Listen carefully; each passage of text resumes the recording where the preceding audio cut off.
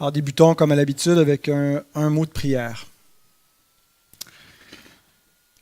Seigneur, nous voulons te remercier pour cette journée qui commence, que tu fais. C'est toi, Seigneur, qui renouvelle tes grâces pour nous, jour après jour, et aujourd'hui encore, ta providence, ta fidélité ne font pas défaut. Merci pour ce premier jour de la semaine. Merci pour cette communion fraternelle qu'on peut avoir ensemble, parce qu'on est en communion avec toi. Et on est aussi d'une certaine façon en communion avec ceux qui nous ont précédés, parce qu'on partage la même foi, Seigneur, cette foi unique qui a été transmise au sein une fois pour toutes. Et nous te prions que tu puisses bénir cette étude et nous aider à en profiter, à grandir, à apprendre des choses qui nous seront utiles, Seigneur, pour ta gloire. Bénis le culte de ce matin et toute cette journée qui t'est consacrée en Christ. Amen. Alors, notre dernière étude portait sur le retour de Jean Calvin à Genève et puis les réformes qu'il a mises en place avec la réforme de l'ecclésiologie. On a vu un peu la structure ecclésiologique qu'il a établie. Le consistoire, entre autres, qui servait comme un comité de discipline avec des pasteurs et des anciens qui se rencontraient une fois par semaine avec différents cas pastoraux. On a vu toute la question de la discipline, justement, que ce n'était pas simplement une discipline d'excommunication, mais oui, la table du Seigneur servait à discipliner les paroissiens. Et bon, toute cette vision que Calvin avait pour la réforme de Genève et ce qu'il a mis en place, les obstacles. Aujourd'hui, on va se consacrer exclusivement à l'affaire Servet, Michel Servet. En fait, on va parler plus de Servet que de Calvin, pas parce que Servet est un réformateur, loin de là, mais c'est une page importante pour nous parce qu'elle est souvent utilisée pour accuser la réforme de finalement juste perpétuer l'hégémonie du catholicisme sous une autre, avec d'autres doctrines, et puis d'être aussi intolérante. Aujourd'hui, par exemple, il y a cette statue à 10 km de Genève, dans la ville de Annemasse, en France, qui donc représente Servet, qui à l'effigie c'est écrit « Apôtre de la libre croyance, né à Villeneuve d'Aragon le 20 septembre 1511, brûlé en effigie à Vienne par l'Inquisition catholique le 17 juin 1553 et brûlé vif à Genève le 27 octobre 1555 à l'instigation de Calvin. » Alors, on a un monument ici pour défendre ce que représente Servet et blâmer ce que représente Calvin et lui attribuer la faute et la responsabilité de la mort de Servet. Cette autre statue, elle est à Paris, dans un des squares donc de Paris, un parc, je ne sais plus lequel, où on voit finalement que Servet est un martyr pour la progression de la pensée de l'homme, la liberté, puis représente le rationalisme par opposition à l'obscurantisme des religieux et de la réforme. Alors, à cause de ça, à cause de ce que symbolise Servet, c'est important qu'on ne passe pas par-dessus, même si ce n'est pas tant hyper significatif au cœur de la réforme à l'époque. Par l'interprétation historique qu'on lui a donnée, c'est devenu un incontournable. Et c'est souvent aussi quelque chose qui est mis de l'avant, presque à chaque semaine que je postais mes cours sur l'histoire de l'Église. Il y avait quelqu'un sur Facebook qui me mettait des commentaires pour me dénoncer Calvin, qui a brûlé Servet, et puis Calvin l'inquisiteur, le pape des protestants. Alors, il faut répondre, et j'ai l'intention aussi d'envoyer cette vidéo à la personne en question, il va se reconnaître. Mais en fait, c'est souvent, il y a deux choses que les gens savent. Les gens qui n'aiment pas Calvin, il y a deux choses généralement pour lesquelles ils le blâment, parce qu'il enseigne la prédestination et l'affaire Servet. Alors, il faut savoir un peu ce qu'il y en est. Alors, dans l'immédiat, il y avait les héritiers de Servet qui sont une branche déviante du christianisme, les Sociniens, au fin du 16e, début du 17e siècle, qui sont des antitrinitaires. Donc, toute cette mouvance dans le protestantisme, qui est en fait issue du protestantisme, parce qu'on ne les reconnaît pas comme des chrétiens. Quand on rejette la Trinité, on est en dehors de la grande famille chrétienne, de l'orthodoxie historique. Donc, tous les antitrinitaires vont, en quelque sorte, s'approprier Servet. Dans le livre des martyrs de l'Église unitarienne, Servet y figure. Donc, les unitariens qui sont... qui s'apparentent à une forme de christianisme, mais non trinitaire.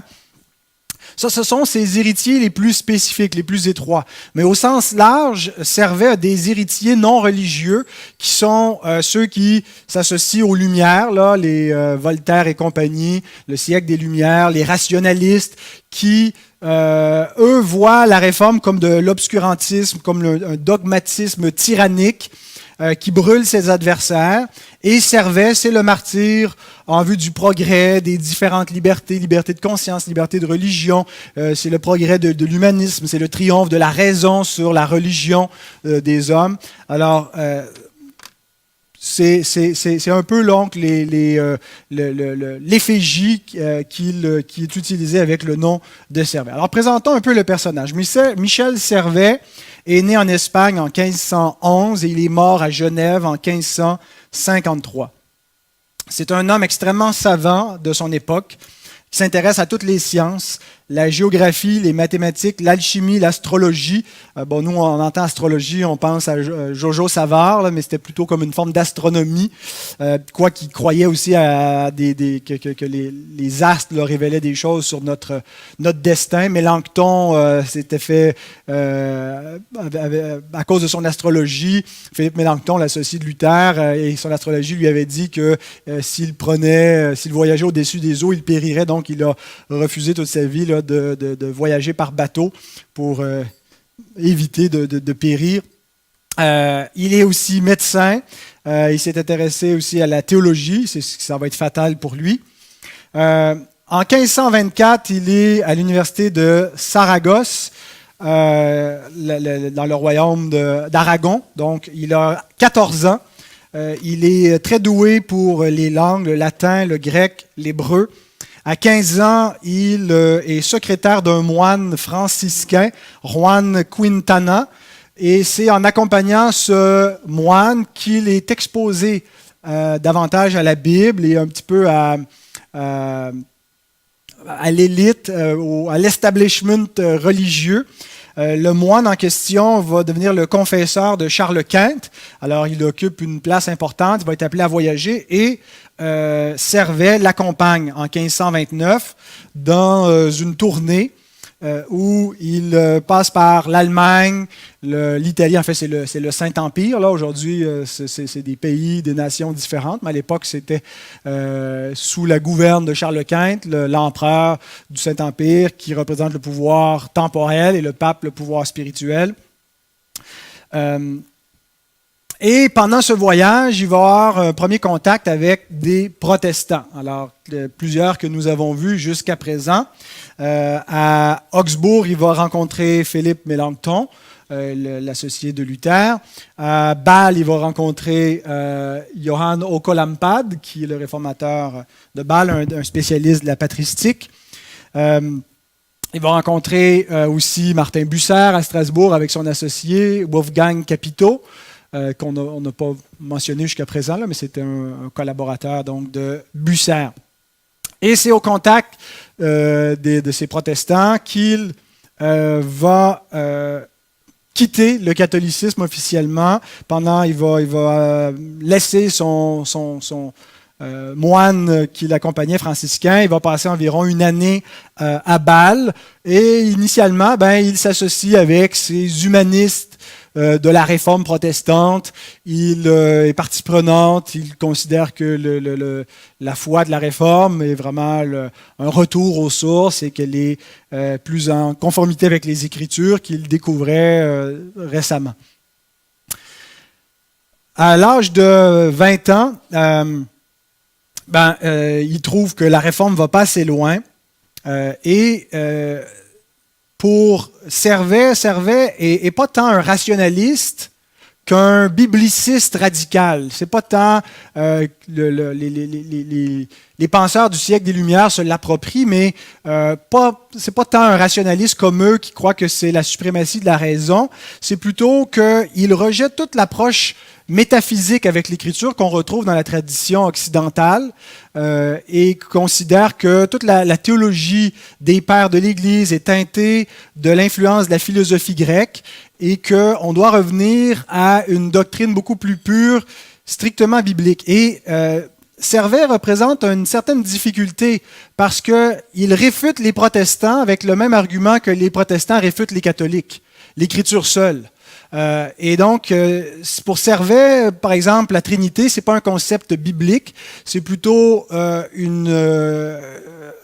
c'est un concept philosophique qui vient des pères de l'Église, qui est teinté de l'influence de la pensée des Grecs, de Platon et ainsi de suite, et où on essaie de marier des absolus avec des données bibliques, et puis c'est un mauvais mariage, et on doit finalement divorcer tout cela et revenir à une pensée biblique pure. Alors, il rejette toute approche métaphysique avec la Bible, et il donne un peu de fil à retordre, et ses successeurs, comme les Sociniens, vont donner du fil à retordre aux protestants, où le mot d'ordre contre le catholicisme, c'est sola scriptura, mais le sola scriptura mené à l'absolu, c'est on rejette toute forme de tradition.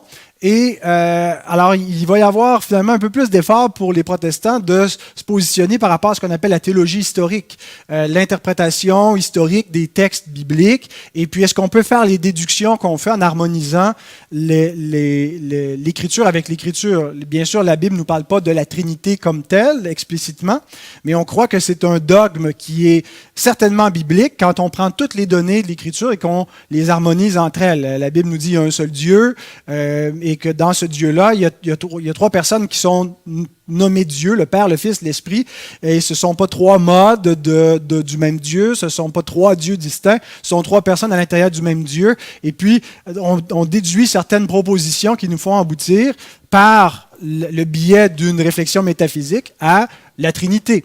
Mais pour Servet, c'est une méthode qui est inacceptable et ça vient, finalement, c'est des substrats du catholicisme dont il faut se débarrasser.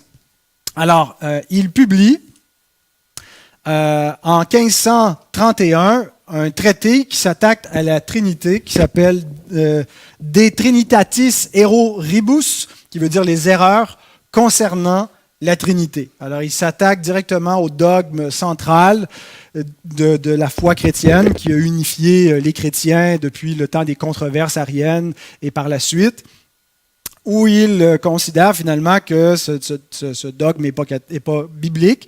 Alors, il rejette l'orthodoxie chrétienne historique et il rejette aussi la divinité du Christ, parce que dès qu'on affirme la divinité du Christ, on aboutit forcément à la Trinité, à une forme minimale de la Trinité.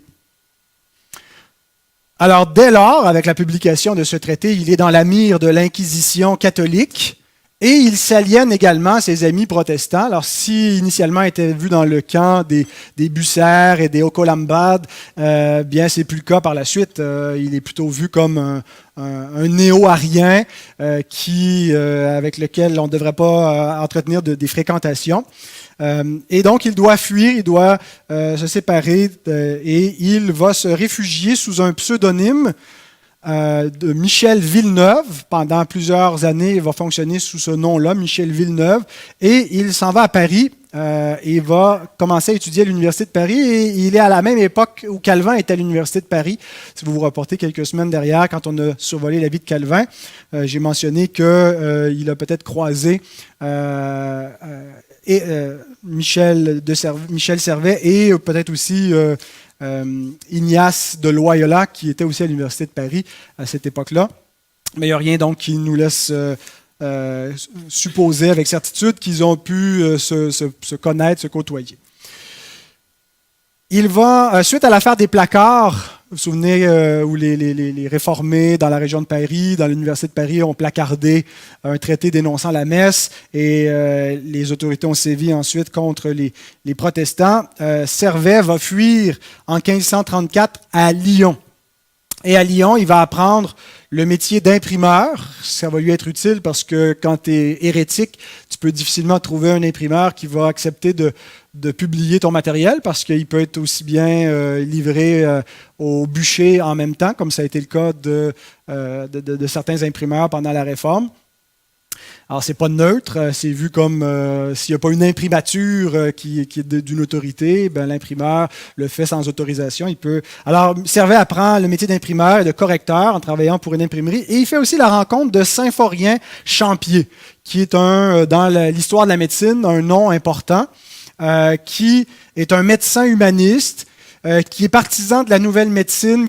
C'est-à-dire, cette idée, c'est dans l'air, hein, c'est pas juste la théologie qui connaît une réforme, c'est la médecine aussi, où on doit, c'est la renaissance de la médecine, on doit purifier la médecine des fausses conceptions héritées de la scolastique et des importations qui viennent des Arabes et revenir à une médecine plus pure. Alors, Servet devient disciple du docteur Champier, et il apprend la médecine sous son enseignement et il commence sa médecine à la faculté de Paris en 1537. On lui doit à Servet la découverte de la circulation pulmonaire. Alors vraiment, c'est un homme qui est brillant, qui a de grandes capacités dans tout ce qu'il entreprend, tout ce qu'il touche, il réussit. En 1538, il est lecteur mathématiques, il enseigne la géométrie, l'astrologie au Collège des Lombards de Paris. Mais c'est une espèce de génie un peu antisocial, un peu fou sur les bords, qui s'aliène à peu près l'élite de chaque science.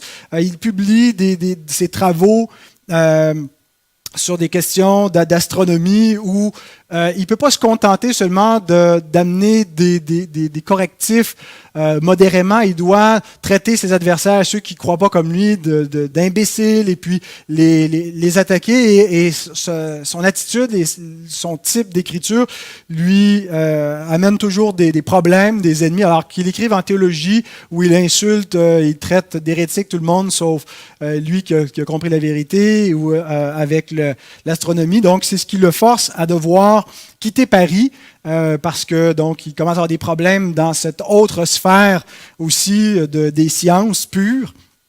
Et ce qui l'amène de passer par Lyon. Et pendant son voyage à Lyon, il rencontre l'archevêque de Vienne, pas Vienne en Autriche, mais Vienne en France, qui est donc l'archevêque Pierre Palmier.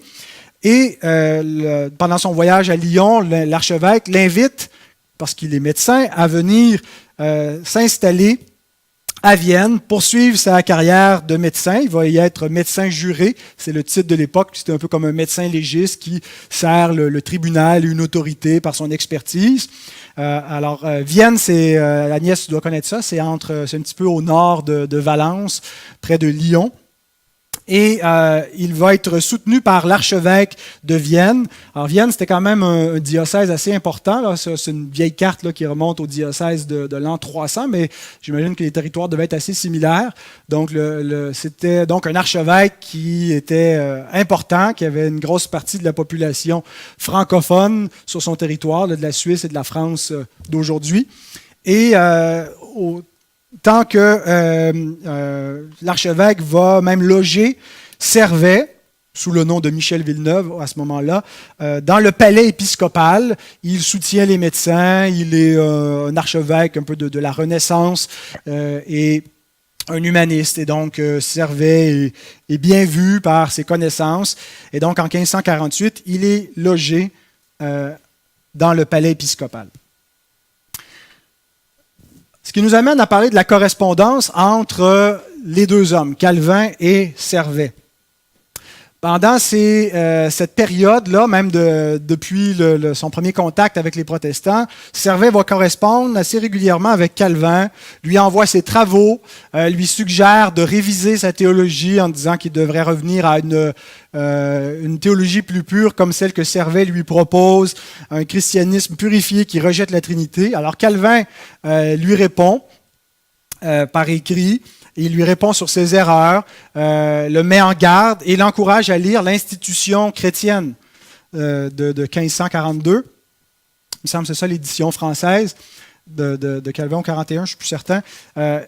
Servet, donc, suite à cette correspondance, renvoie à Calvin une copie de l'institution chrétienne annotée par la main de Servet avec une lettre l'accompagnant, où il questionne les capacités intellectuelles de Calvin, que finalement c'est une espèce d'abruti qui fait juste régurgiter ce que les théologiens ont dit avant lui et qui est incapable finalement d'arriver à un christianisme biblique et pur.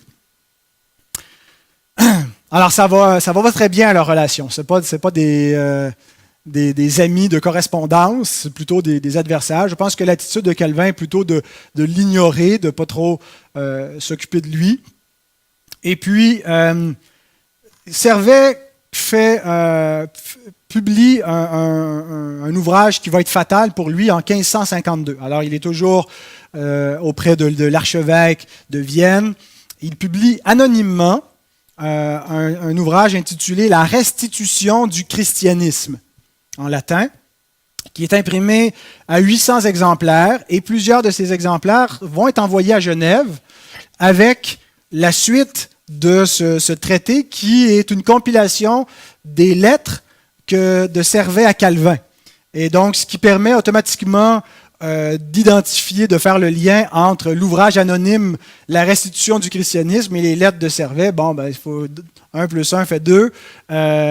L'auteur de cet ouvrage anonyme, c'est Michel Servet, qui est libre, qui agit comme médecin auprès de l'archevêque de Vienne sous le nom de Michel Villeneuve.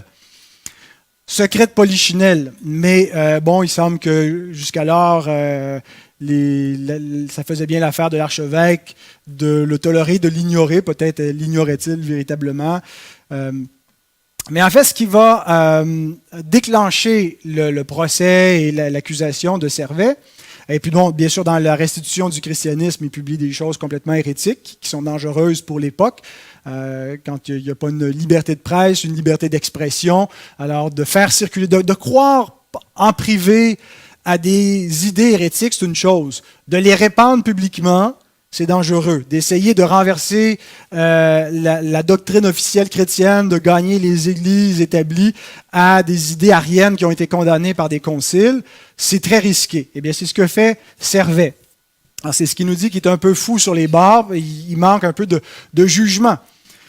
Mais donc, ce qui déclenche l'affaire, qui va amener à son arrestation, son procès, c'est qu'il y a un collaborateur de Calvin, un Français exilé, Guillaume de Trie, qui vient de Lyon, qui est un catholique qui s'est converti à la foi protestante, qui s'exile donc à Genève pour fuir la persécution et se former, et il reçoit une lettre des membres de sa famille. Bon, dans le cours de Carl Truman, il dit que c'est ses parents. Dans l'article sur Wikipédia, ça dit que c'est son cousin qui lui aurait écrit. En tout cas, c'est des gens de sa famille qui écrivent à Servet en l'encourageant à revenir à l'église mère, qui sont tristes de l'avoir vu partir pour une fausse église, et il s'est réfugié dans Genève, une ville de désordre, et puis ils essaient comme ça de le gagner en lui disant qu'il suive l'Antichrist, quoi. Et puis, Guillaume de Trie, donc, est choqué, est insulté de ce que sa famille lui écrit, et surtout du culot de leur accusation. Il leur répond dans leur lettre, il dit « Vous avez du culot, il dit peut-être pas ça comme ça, mais de m'accuser, alors que tout le monde sait que votre archevêque abrite dans son palais l'arche hérétique d'Europe. » Le plus grand hérétique qui fait circuler, qui s'oppose à la divinité du Christ, à la Trinité, qui s'attaque à l'être même de Dieu. Et donc, à ce moment-là, les gens, cette famille-là, de lyonnaise, va faire remuer l'affaire. Hein, et c'est quoi cette histoire-là? Un hérétique hébergé chez l'archevêque. Et de sorte que l'affaire prend tellement d'ampleur que l'archevêque ne peut plus cacher Villeneuve s'il le cachait. Et donc, les autorités vont agir, et l'archevêque est forcé d'agir. Bon, on se prépare. En fait, les autorités de Vienne communiquent avec Genève, avec Calvin, pour qu'on lui fournisse des preuves. Est-ce que le Michel Villeneuve, qui est à Vienne et bel et bien Servet, qui avait publié en 1531 un traité dénonçant la Trinité, et un autre traité un peu plus tard, et celui-ci maintenant en 1552 sur la restitution du christianisme, qui est tout aussi hérétique. Est-ce que c'est le même homme? Et donc, les autorités de Genève, par la correspondance entre Calvin et Servet, vont permettre aux autorités de Vienne, aux catholiques, donc, d'établir ce rapport-là et d'avoir une preuve suffisante pour pouvoir mettre Servet, Villeneuve, en accusation. Alors, il y a vraiment l'ennemi de mon ennemi est mon ami. Les catholiques, les protestants collaborent ensemble pour arrêter Servet. La preuve, donc, est suffisante. Et la façon qu'on l'arrête, on procède par ruse. On invite Servet à visiter la prison royale pour visiter les malades qui y sont. C'est le médecin, après tout. Et pendant qu'il est dans le palais, la prison du palais royal, on l'informe qu'il va y être gardé parce qu'il y a un procès pour lui qui s'en vient, mais en raison des bonnes relations qui existent avec lui depuis quelques années, il n'est pas enfermé dans une cellule, il va seulement être gardé à l'intérieur du palais. Alors, Servet profite de cette grande liberté dans sa garde pour s'échapper. On aurait fait la même chose. Alors, il s'évade. Il va être en cavale. Ce qui n'empêche pas le procès d'avoir lieu. C'est un procès par contumace, c'est-à-dire un procès en l'absence de l'accusé. Et il va être trouvé coupable par ses écrits. Il est condamné au bûcher et il va être brûlé en effigie. On a une effigie de lui en bois qui est mise au bûcher avec ses écrits le 17 juin 1553. Comme on fait parfois dans des parades là, anti-Donald Trump ou anti-George Bush, on fait brûler leur effigie. Alors on a fait brûler l'effigie de Michel Servet. Alors, pendant ce temps-là, Michel Servet est en cavale. Il veut se rendre en Italie. Et il va passer à peu près 2 mois comme ça à fuir, à se cacher. Et sur le chemin vers la route de l'Italie, il décide de s'arrêter par Genève. Ça ne serait peut-être pas une mauvaise place de passer là, alors que ton ennemi juré est en ascension dans le pouvoir. Et pour passer inaperçu, quoi de mieux que de se glisser parmi les paroissiens pour se rendre à l'église alors que Calvin y prêche un dimanche dans toute sa ferveur, comme on le voit sur cette image. En fait, c'est l'idée de Servet, c'était que s'il ne se présentait pas dans une église, il allait être interrogé. C'était par force de loi obligatoire de se rendre dans un lieu de culte le dimanche. Servet, bien entendu, est reconnu. Il est arrêté à la sortie de l'église le 13 août 1553. Il va être emprisonné à Genève pendant qu'on regarde qu'est-ce qu'on va faire avec cet homme-là. Et Servet, donc, pendant qu'il est emprisonné, tente par tous les moyens de s'en sortir. Et ce qu'il fait, c'est qu'il accuse Calvin d'être lui un hérétique. Et souvenons-nous de la tension qui existe entre Calvin et le conseil municipal, les tensions avec les libertins, Calvin a des ennemis finalement dans le leadership de Genève, et peut-être que Servet tente de profiter de cette faiblesse, de ce talon d'Achille de Calvin, en l'accusant devant les autorités en disant « c'est lui l'hérétique ». Et moi, tout ce que je demande, c'est que vous fassiez justice, que vous examiniez notre cause, que vous examiniez notre doctrine. Vous êtes en train de suivre un faux enseignant et en leur disant « c'est lui ou c'est moi ». Puis bon, on sait qu'on a affaire à un homme qui, malgré qu'il est un hérétique, c'est un hérétique brillant, c'est quelqu'un qui est articulé, quelqu'un qui est savant, quelqu'un qui peut être intimidant. Alors, il leur en impose, de sorte que les magistrats se trouvent incompétents pour déterminer si la pensée de Servet est une pensée chrétienne ou antichrétienne. Alors, il y a un seul homme à Genève qui a vraiment la compétence à la fois légale, parce qu'il y a des études en droit, et théologique, parce qu'il est un théologien, pour pouvoir examiner Servet, et c'est bien entendu Calvin. Alors, les autorités demandent à Calvin d'être un peu le procureur de la couronne, d'être celui qui va procéder aux audiences publiques, au procès, et qui va examiner publiquement Servet. Donc, l'idée que c'est le consistoire qui s'est saisi de Servet, qui a brûlé Servet, c'est complètement faux. C'est une exagération. C'est les autorités civiles C'est l'autorité civile de Genève qui demande à Calvin, et Calvin agit en tant qu'avocat, en tant qu'homme de droit qui est là dans des fonctions civiles et pas à titre de pasteur, mais à titre de procureur pour poursuivre donc cette accusation. Mais on ne va pas demander à Calvin uniquement de procéder. Ce n'est pas seulement sur le bon jugement capricieux ou non, pas le libre arbitre, mais l'arbitraire de Calvin. On demande aussi aux églises réformées de la Confédération. Je pense que la collaboration aussi avec les autorités de Vienne s'est poursuivie. On fait venir de la documentation. On demande l'avis des autres églises réformées. Les réponses arrivent début du mois d'octobre. Toutes les églises réformées de la Confédération suisse sont unanimes. D'après les écrits de Michel Servet, c'est un hérétique et il faut s'en débarrasser. Le Conseil rend sa sentence. Je vous la lis. Toi, Michel Servet, nous te condamnons à devoir être lié et mené au lieu de Champel, et là, à devoir être à un pilori attaché et brûlé tout vif avec ton livre, tant écrit de ta main qu'imprimé, jusqu'à ce que ton corps soit réduit en cendres.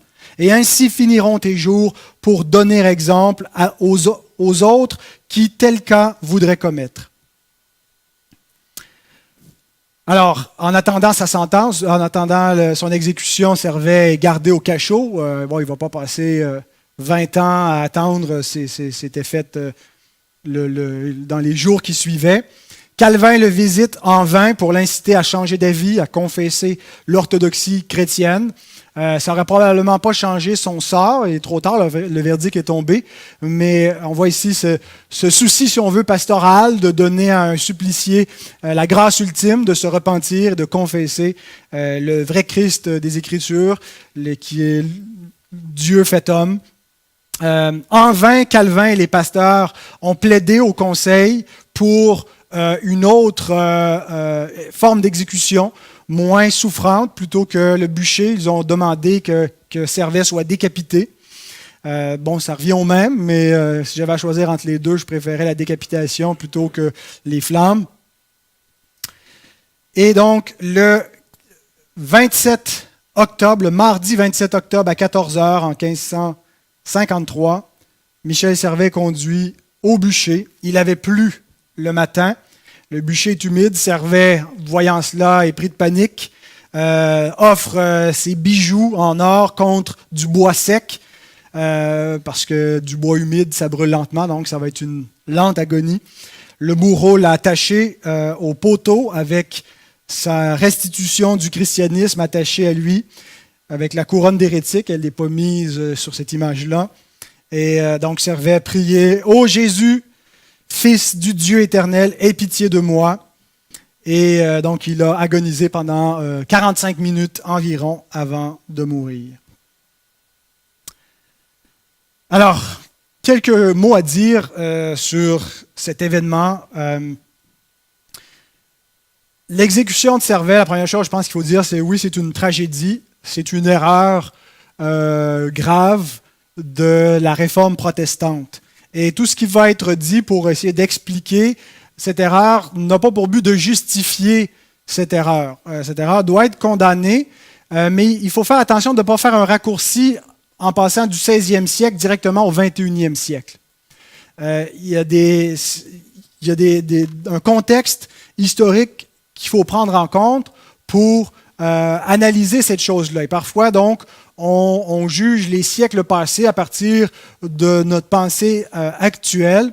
Et il faut mettre les choses en contexte. Et pas juste quand on juge, parfois, on importe des idées du passé, comme les théonomistes souvent vont prendre des idées de la réforme du 16e siècle concernant l'autorité civile, mais sans tenir compte du contexte d'un magistrat chrétien dans l'Europe de l'époque, et comme si ça s'imposait tel quel aujourd'hui.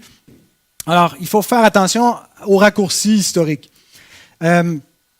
Pour nous, on voit avec regret, avec une certaine horreur, la mort d'un homme pour un crime théologique, un supplice de cette façon-là, une mort aussi souffrante.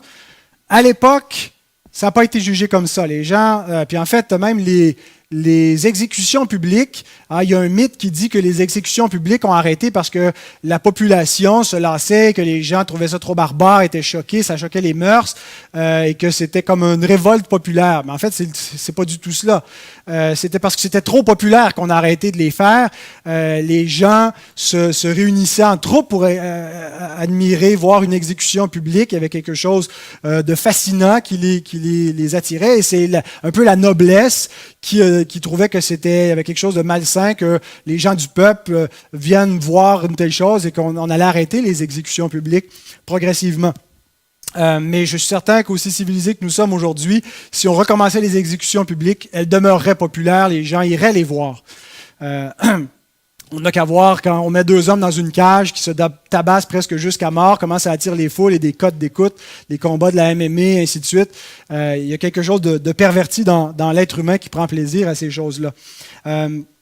Mais donc, à l'époque, c'est pas tant que il y avait une fascination du martyr comme tel, mais l'exécution de Servet a propulsé Calvin et Genève dans une renommée du jour au lendemain dans toute l'Europe, parce que ils étaient vus comme les défenseurs de la vérité, ceux qui ont capturé un hérétique qui sévissait depuis quelques décennies, qui était en cavale, qui a échappé aux mains des catholiques. Ils ont réussi à le capturer, à l'exécuter. Alors pour nous, si aujourd'hui c'est vu comme une tâche à la Réforme, à l'époque c'était un moment glorieux de l'épopée de la Réforme.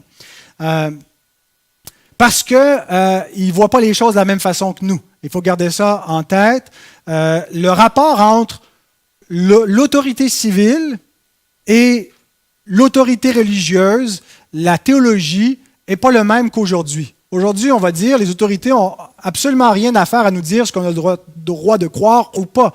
Même on voit comme une menace qui voudrait jusqu'à un certain point passer des législations pour encadrer le discours religieux et mettre certaines balises qui seraient vues comme un discours haineux, nous empêcher de prêcher tout l'Évangile. On dit que ce n'est pas l'affaire du gouvernement, de l'État, de se mêler de notre prédication. On a une liberté de parole, une liberté d'expression, une liberté de religion, une liberté de conscience. Mais à l'époque, ça n'existe pas une liberté de religion. Ça n'existe pas une liberté de presse pour imprimer ce que tu veux. Alors il faut pas aller trop vite en affaires pour juger de cette situation-là. Donc, à ce moment-là, presque tout le monde approuve le geste. Plus tard, il y a les héritiers immédiats de Servet, les sociniens, les unitariens, rationalistes, qui vont être ceux qui vont finalement s'associer à Servet, le rapatrier comme un martyr de leur cause. Mais aucune voix s'est élevée, sinon que la voix de Sébastien Castellion, qui était jadis un collaborateur de Calvin, a eu des problèmes pour des positions théologiques, s'est fait bannir de Genève, lui aussi, et puis est un réformé, mais en tension avec Calvin, avec d'autres réformateurs, et pas tout à fait dans la lignée confessionnelle de la Réforme. Et lui, il a publié un traité dans les mois qui ont suivi la mort de Servet, intitulé « Faut-il punir les hérétiques ?» en latin. Et il écrit « Tuer un homme, ce n'est pas défendre une doctrine, c'est tuer un homme. Quand les Genevois ont fait périr Servet, ils ne défendaient pas une doctrine, ils tuaient un être humain. On ne prouve pas sa foi en brûlant un homme, mais en se faisant brûler pour elle. » Et j'aime bien cette dernière phrase, on ne prouve pas sa foi en brûlant un homme, mais en se faisant brûler pour elle. Les martyrs, ce n'est pas ceux qui vont tuer les autres ou font des kamikazes pour leur foi, c'est ceux qui sont prêts à souffrir pour leur foi. Et je pense qu'il a un point ici. Mais ce n'est pas la vue qui prévaut à l'époque. Ce discours de séparer un crime théologique d'une peine civile, que ce n'est pas aux autorités civiles de punir les crimes théologiques, c'est à l'Église, et l'Église n'a pas le pouvoir de l'épée pour les mettre à mort, mais elle a le pouvoir de l'excommunication. Ce n'est pas encore ce qui prévaut. Ce n'est pas encore ce qui est dans la théologie, dans les mœurs de l'époque. Ça va venir un siècle plus tard avec John Owen, avec les séparatistes anglais, les puritains, qui vont réclamer un plus de liberté pour pas qu'on leur impose l'acte d'uniformité puis les formes religieuses auxquelles ils ne peuvent pas se soumettre. Mais à l'époque, ça n'existe pas. Le plus proche collaborateur de Calvin, qui est son successeur, Théodore de Bèze, répond à Sébastien Castellion sur un traité qui parle de l'autorité des magistrats et de la punition des hérétiques. Il lui dit « Le magistrat a l'autorité et le devoir de punir l'hérétique. La corruption par l'hérésie touche l'âme éternelle. Ceux qui corrompent l'âme sont pires que les criminels de sang. » Alors, pour eux, ils disent le crime de l'hérésie, et dans ce cas-ci, une hérésie, ce n'est pas juste une erreur doctrinale. On s'attaque à l'être de Dieu. Si on suit l'enseignement de Servet, ce n'est pas juste des conséquences sociales qu'on va avoir, c'est des conséquences éternelles. Donc, le crime hérétique est pire que le crime de sang. Alors, c'est la logique de l'époque et c'est le devoir du magistrat chrétien de punir l'hérésie. C'est la vision qu'ils avaient. Alors, de comprendre ce contexte-là nous permet de voir qu'on ne peut pas faire porter à Calvin seul, comme on a vu sur la stèle du début, le blâme pour avoir fait mourir Servet. Calvin est un instrument, mais Calvin s'est comporté comme un homme du 16e siècle dans les conventions sociales, et à l'époque, c'est normal de brûler les hérétiques. Il n'y a rien d'anormal à cela.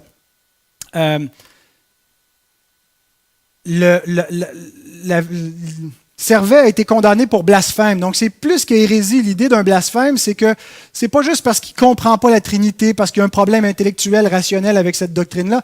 C'est parce qu'il est une mauvaise personne, il veut corrompre les mœurs et il s'attaque à la personne de Dieu pour renverser l'ordre social en s'attaquant au fondement de la société qui est Dieu lui-même. Alors, c'est vu comme une mauvaise personne qui trouble l'ordre social. Alors, pour nous, si on se dit c'est juste théorique et quelqu'un ne doit pas mourir pour un crime de la pensée ou une doctrine, ben à l'époque, c'est vu comme quelque chose de bien pire que cela. Je pense qu'on doit, dans la dernière analyse, apprécier l'œuvre de la Réforme, apprécier l'œuvre de Calvin, tout en se dissociant de l'affaire Servet et de la conception que Théodore de Bèze met ici de l'avant pour nous, que c'est l'affaire de l'autorité civile de punir les crimes théologiques. C'est l'affaire de l'Église de punir les crimes théologiques pour ceux du dedans. Et la façon qu'elle les punit, c'est en les livrant au dehors. Et l'Église n'a pas à juger ceux du dehors, c'est Dieu qui les juge, qui s'en occupera, qui les punira au jugement. Mais bon, à l'époque, Église, État, ça ne fait qu'un. Il n'y a pas de possibilité de vivre à Genève, dans la société, sans faire partie de l'Église. Je pense qu'il faut faire un peu ce que les Genevois ont fait au 350e anniversaire de la mort de Servet. Ils ont publié cette stèle à Genève, sur laquelle est écrit que Servet, donc, elle a été brûlée ici, sur le champ de Champel, avec la date, et sur l'autre, à l'endos de la stèle, c'est écrit « Fils respectueux et reconnaissant de Calvin, notre grand réformateur, mais condamnant une erreur qui fut celle de son siècle. » Alors, l'erreur n'est pas juste attribuée à Calvin, mais à tout son siècle et à toute cette époque du Moyen-Âge et même de l'Antiquité, qui fut celle de son siècle et fermement attachée à la liberté de conscience selon les vrais principes de la Réformation et de l'Évangile. Nous avons élevé ce monument expiatoire le 27 octobre 1903. Donc, la réforme, c'est un premier pas vers la liberté de conscience. Je pense que la stèle ici exprime qu'effectivement, les principes vers la liberté de conscience étaient dans la réforme, mais n'étaient pas encore, ils étaient là comme embryonnaires et étaient appelés à se développer éventuellement. Je termine en soulignant une erreur à ne pas commettre. L'erreur à ne pas commettre, c'est celle de banaliser l'hérésie, de célébrer le pluralisme, de célébrer le siècle des Lumières, de célébrer le rationalisme comme si ça c'était le véritable progrès. Nous croyons, comme protestants réformés, à la liberté de conscience comme une valeur et comme un enseignement de l'Écriture conforme avec la réforme protestante. Mais ce que veut dire pour nous la liberté de conscience, c'est que ça ne veut pas dire que l'homme est libre de penser tout ce qu'il veut sans qu'il y ait de conséquences. Ça veut dire que ce n'est pas le rôle du gouvernement de punir les crimes théologiques. Dieu punira les hérétiques dans une flamme éternelle. Notre rôle à nous, c'est de prêcher l'Évangile et nos armes sont spirituelles et on les applique différemment à ceux du dedans et à ceux du dehors. Mais donc, ne faisons pas l'erreur de se joindre à cette cette espèce de panthéon de l'humanisme où on fait de Servet une icône à laquelle on s'identifie. Je pense qu'il représente quelque chose de regrettable de notre histoire, un mauvais tournant, mais ça ne veut pas dire donc qu'on doit dire que la liberté de penser qui mène à l'hérésie et au pluralisme, c'est banal et rien de grave, ça mène à une perdition éternelle. Alors on va s'arrêter ici. Dans 2 semaines, on termine avec Calvin pour après ça passer aux anabaptistes.